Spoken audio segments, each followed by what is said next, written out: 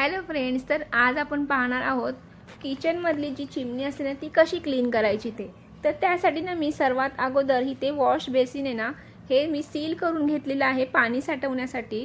त्यानंतर आपल्याला त्यात 1 चम्मच खायचा सोडा घालायचा आहे आणि 1 चम्मच कपडे धुण्याचा कुठलाही सर्फ, आणि त्यानंतर आपल्याला त्यात गरम पाणी टाकायचं आहे. मी चांगलं अर्धा बालडी टाकलेलं आहे गरम पाणी, आणि ते सर्फ आणि सोडा चांगला मिक्स करून त्यानंतर आपल्याला ह्या प्लेट्स त्या पाण्यात डुबवून ठेवायच्या आहेत.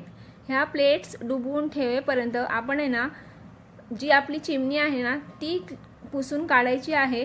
तर त्यासाठी मी ते एक टोप घेतलेला आहे आणि त्यामध्ये 1 चम्मच सर्फ टाकलेला आहे आणि एका कपड्याने कपडा ओला करून आता आपल्याला ती चिमणी पुसून काढायची आहे.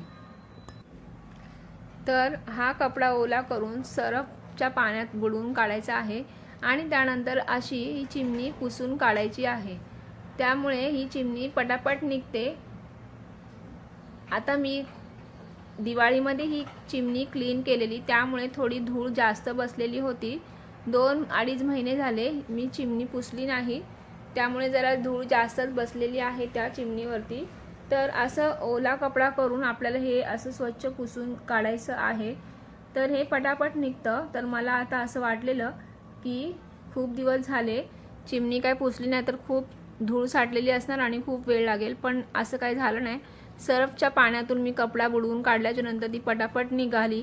तर एकदा काय करायचं, आपल्याला एकदा पुसून काढायचं आहे ओल्या कपड्याने आणि त्यानंतर परत एकदा थोड्या वेळाने परत एकदा त्याच कपड्याने कपडा बुडवून ती चिमणी परत पुसून काढायची आहे. कुठलाही तेलकट वस्तू पुसताना ना अगोदर एकदा त्याला साबण लावून किंवा कपड्याने पुसून ठेवायचं आणि थोडं दुसरं काम करायला घ्यायचं आणि थोड्या वेळाने पुन्हा एकदा त्या ओल्या कपड्याने पुन्हा एकदा पुसून घ्यायचं आणि नंतर आपण स्वच्छ सुक्या कपड्याने पुन्हा एकदा ते पुसून काढायचं. एकदम स्वच्छ होतं आणि पटापटसुद्धा होतं आणि दुसरी कामंसुद्धा आपली होऊन जातात.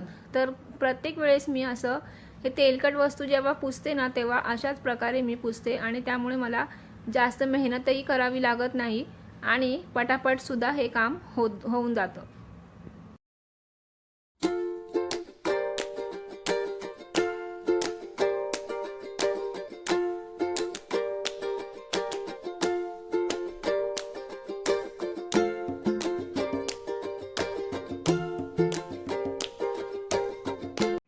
तर आता अर्ध्या तासानंतर मी ह्या चिमणीच्या प्लेट्स दात घासायच्या ब्रशने घासायला घेतलेल्या आहेत.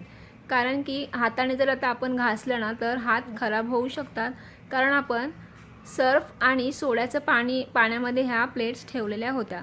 तर अशा पद्धतीने तुम्ही ह्या प्लेट्स घासू शकता. तर स्पंज जो असतो ना त्यानेसुद्धा हे तुम्ही नंतर घासू शकता. खरखरीत जो स्क्रबर असतो त्याने घासू नका, कारण की ह्या प्लेट्सचा कलर उडू शकतो. तर पाहू शकता तुम्ही किती छान निघालेला आहे. तर अशाच पद्धतीने तुम्ही ह्या प्लेट्स धुवू शकता. तर पाहू शकता किती स्वच्छ झालेल्या आहेत.